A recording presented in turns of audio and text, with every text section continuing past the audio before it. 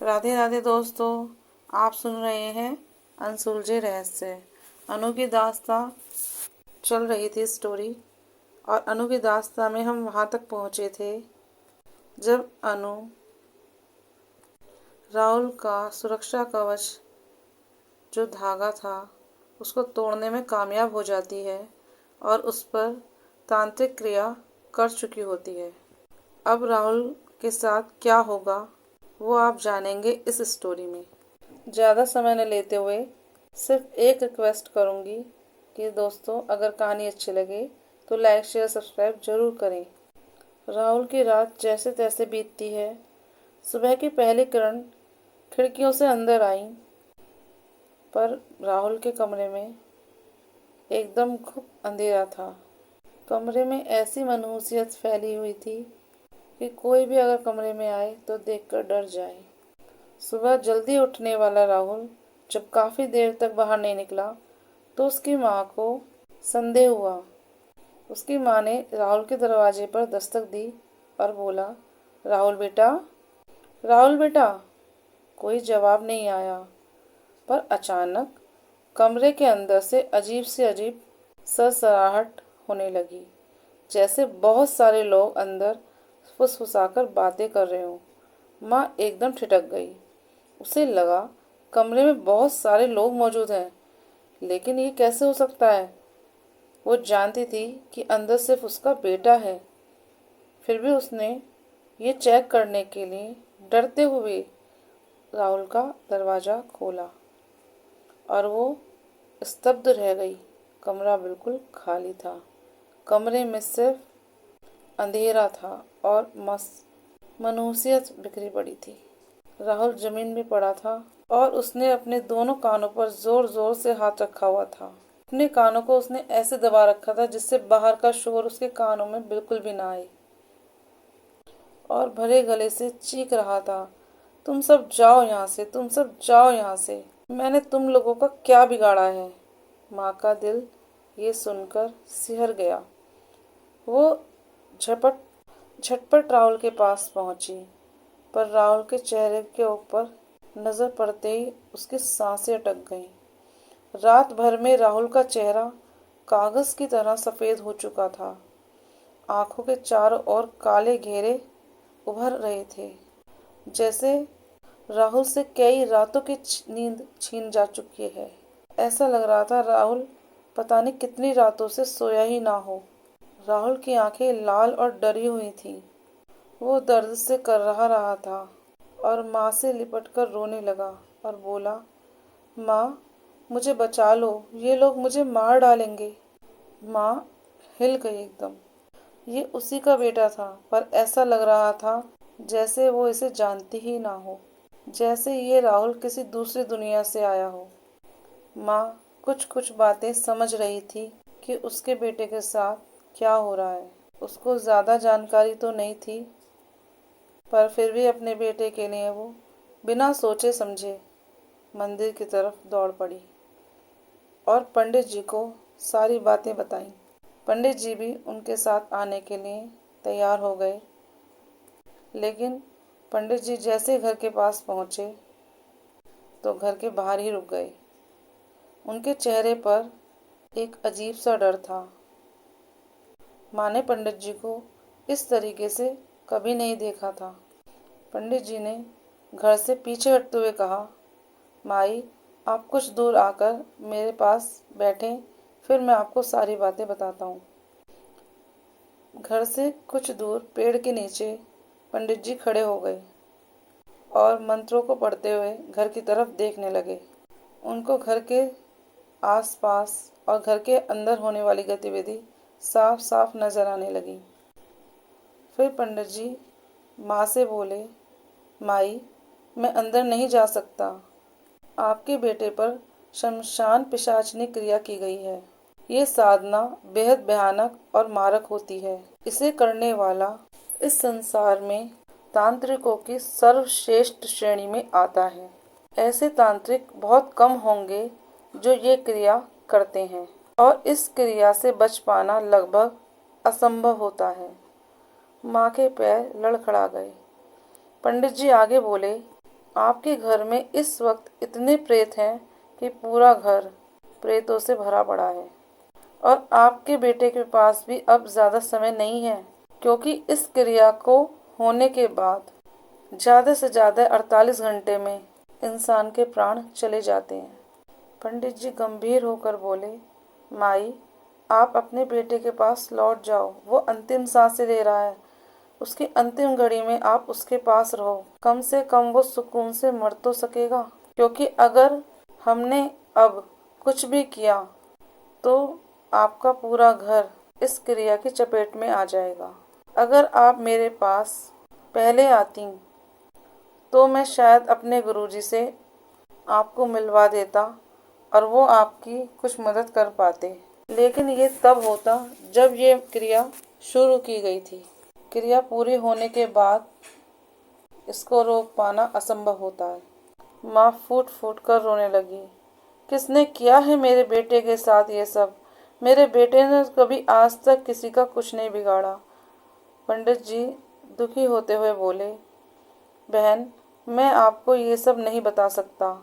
बस इतना समझ लीजिए कि कोई राहुल का बहुत खास था जो उसको इस हालत तक ले आया। फिर माँ रोते हुए घर की तरफ भागी और घर में दाखिल होने के बाद जब वो राहुल के कमरे में पहुंची तो देखा राहुल जमीन पर पड़ा हुआ तड़प रहा था। उसकी सांसों की डोर टूट रही थी। माँ ने उसके सर को अपनी गोद में रख लिया और फूट फूट कर रोने लगी। बोली, बेटा, क्या तू जानता है ये किसने किया तेरे साथ? राहुल कुछ नहीं बोल पा रहा था, सिर्फ आंखों से आंसू बह रहे थे। माँ डरते हुए चारों तरफ देखने लगी और बोली, जो भी आसपास मेरे शक्ति है, जो भी मेरे बेटे के प्राण हरना चाहती है, वो मेरे बेटे के प्राण ना ले और मेरे प्राण ले ले। मेरे बच्चे की जान बख्श दो और मेरी जान ले लो। माँ चीख चीख कर पूरे कमरे में इधर उधर देखती हुई बोल रही थी कि जिसको जो लेना है मेरा छीन लो, मेरे बच्चे को छोड़ दो। कमरे में माँ की चीखें गूंज रही थीं। वातावरण आसपास का ऐसा हो गया था, अगर कोई वहाँ बैठता तो उसका दम घुटने लगता। हवा रुक गई थी और एक बेचैनी भरा माहौल हो गया था। राहुल को अपने सीने से लगाकर माँ रोती जा रही थी, लेकिन उसके चीखने चिल्लाने से कोई भी प्रभाव नहीं पड़ा। राहुल की सांसें धीरे धीरे रुक रही थीं। उन सांसों को बटोरते हुए राहुल बोला, माँ, मुझे माफ़ कर देना। मैं तुम्हारी सेवा अधूरी छोड़कर जा रहा हूँ। माँ, स्नेहा से कहना उसका भाई उसे बहुत प्यार करता था। माँ, किसी अच्छे लड़के से उसकी शादी कर देना। माँ, मुझे एक आशीर्वाद देना कि अगले जन्म में मैं तेरा बेटा बनकर ही जन्म लूँ। माँ के आंसू रुकने का नाम नहीं ले रहे थे। ये कहते कहते राहुल की सांसें रुक गईं। उसका शरीर ढीला पड़ गया। राहुल मर चुका था। माँ की ऐसी चीख निकली जिससे पूरा घर कांप उठा। काफ़ी देर रोने के बाद माँ को याद आया कि पंडित जी ने कहा था राहुल का अंतिम संस्कार जल्दी से जल्दी हो जाना चाहिए। माँ ने कांपते हाथों से फ़ोन उठाया और पंडित जी को खबर की। पंडित जी सारी तैयारी करते हुए उनके घर की तरफ चल दिए। माँ ने राहुल के मामा को फ़ोन लगाया और सारी बातें बताईं। माँ भी राहुल के जाने के लिए तैयारी कर रही थी। दरवाजे पर दस्तक होती है। मामा आ चुके हैं। राहुल के मामा ने राहुल के फ़ोन से उसके कुछ करीबी दोस्तों के पास फ़ोन किया जो राहुल से बहुत प्यार करते थे। वो भी भागते भागते राहुल के घर पहुँचे। इतनी दुखद समाचार सुनकर कोई भी दोस्त उस पर यकीन ही नहीं कर पा रहा था। पंडित जी घर के बाहर पहुँच चुके थे और वहीं से घर की शुद्धि करना आरंभ कर दी थी, क्योंकि बिना शुद्धि के उनका भी अंदर जाना खतरनाक था। घर के अंदर आकर पंडित जी ने सारे घर को शुद्ध किया। राहुल को स्नान कराया गया, नए वस्त्र पहनाए गए और उसकी जाने की तैयारी कर दी गई। माँ को रह रहकर अपनी बेटी का ख्याल आ रहा था, लेकिन वो इस वक्त शहर से बाहर थी।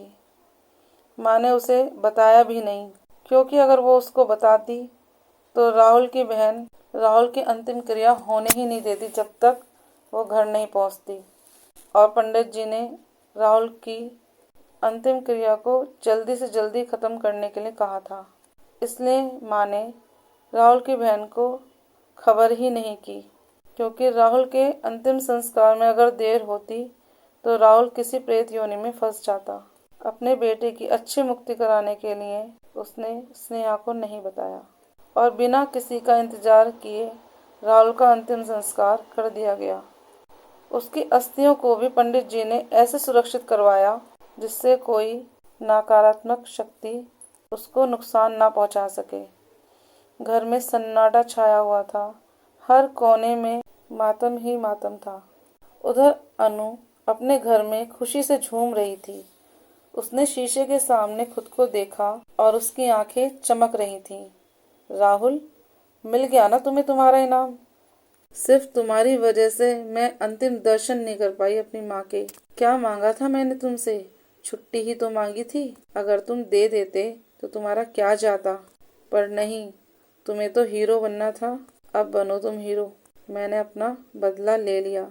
आज मेरी माँ को बहुत सुकून पहुँचा होगा, जिसकी वजह से उसकी बेटी उससे ना मिल पाई। आज मैंने उसको भी उसके पास भेज दिया। और फिर वो मुस्कुराई और तैयार होकर ऑफिस की तरफ चल दी। ऑफिस का माहौल मातम में डूबा हुआ था। अनु ने चेहरे पर नकली दुख चढ़ा लिया और वहाँ पर किसी स्टाफ मेंबर से पूछा, क्या हुआ, सब इतने उदास क्यों हैं? फिर उन्होंने बताया, राहुल सर नहीं रहे। अनु ने ये सुनकर एकदम ऐसा आश्चर्य जताया कि क्या राहुल सर नहीं रहे? कितने अच्छे इंसान थे वो। अब तो मेरी उनसे बहुत अच्छी दोस्ती भी हो गई थी। अनु ने किसी को भी राहुल और अपने रिश्ते के बारे में नहीं बताया और फिर सिर झुकाकर गहरी सांस छोड़ते हुए बोली, लेकिन किस्मत के आगे किसकी चलती है? अब कोई क्या कर सकता है? ईश्वर को जो मंजूर था। ऐसी दो चार बातें कहकर वो अपने केबिन में चली गई। ऑफिस में उस दिन लगभग कोई काम नहीं हुआ। शाम को घर लौटकर अनु बेहद चैन से बैठी, खाना बनाया, खाना खाया और सुकून से सो गई। करीब रात के 12 बजे उसकी चादर किसी ने जोर से खींच ली। अनु एक झटके में उठकर बैठ गई। कमरा अंधेरे में डूबा हुआ था, पर हवाएं अचानक ठंडी हो गई थी। इतनी ठंडी कि जैसे कोई बर्फीली उंगली उसकी रीढ़ की हड्डी को छू रही हो। वो समझ गई कुछ तो था उसके कमरे में, लेकिन अनु उन लोगों में से नहीं थी कि वो डर जाए, क्योंकि वो खुद एक सफल तांत्रिक थी। लेकिन वो महसूस करने की कोशिश कर रही थी कि आखिर क्या है उसके कमरे में। तो दोस्तों, कैसी लगी आपको ये स्टोरी?